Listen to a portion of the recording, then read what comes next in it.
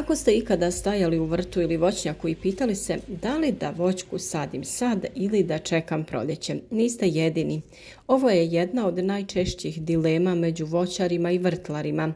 Jedni se zaklinju u jesen, drugi ne bi ni pomislili da sade prije proljeća. A istina, kao i obično u vrtu, nije crno-bijela, ali postoji jedan pobjednik u većini slučajeva.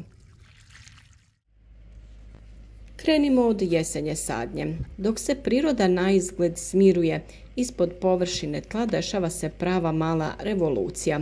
Zemlja je još topla, ima dovoljno vlage, a voćka ne troši energiju na listove i rast iznad zemlje. Umjesto toga sav fokus ide na razvoj korijena. To znači da se sadnica uhvati, to jest ukorijeni prije zime i u proljeće kreće snažno, bez stresa. Nema šoka od presađivanja, nema čekanja, voćka jednostavno nastavlja tamo gdje je stala. Još jedna velika prednost jeseni je manje posla. Ne morate svakodnevno zalijevati kao u proljeće. Nema visokih temperatura koje iscrpljuju mladu biljku, a izbor sadnica je često bolji. Voćke sa golim korijenom koje su najkvalitetnije i najprirodnije dostupne su upravo u jesen.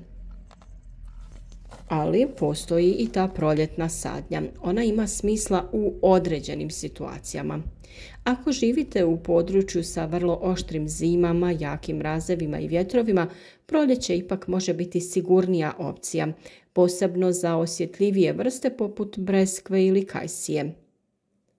Također, ako niste stigli pripremiti teren u jesen ili jednostavno niste imali priliku doći do kvalitetnih sadnica, proljetna sadnja je bolja nego nikakva. Međutim, proljetna sadnja nosi i svoje izazove. Tlo je često hladno i zbijeno, kiše znaju kasniti, a čim zatopli počinje borba sa vodom i zalijevanjem. Mladu voćku tada morate redovno zalijevati, štititi od sunca i vjetra, a stres presađivanja često uspori njen početni rast. Zato se sve češće čuje rečenica: najbolje vrijeme za sadnju je jesen, a proljeće je plan B. Većina voćaka poput jabuke, kruške, šljive, trešnje, višnje, oraha i lješnjaka puno bolje se prima kada se sadi u jesen.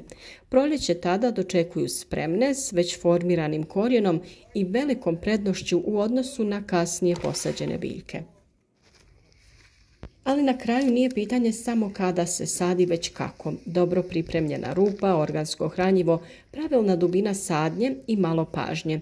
To su sve stvari koje prave razliku, bez obzira na godišnje doba. Ali to je tema sljedećeg videa. Ali ako imate izbor i pitate se kada je priroda najviše na strani voćke, odgovor je jasan. Jesen ne izgleda kao početak, ali za voćke upravo tada sve počinje. Podijelite vaše iskustva i savjete u komentarima, rado ćemo razmijeniti mišljenja, koja će mnogima, vjerujem, biti od pomoći.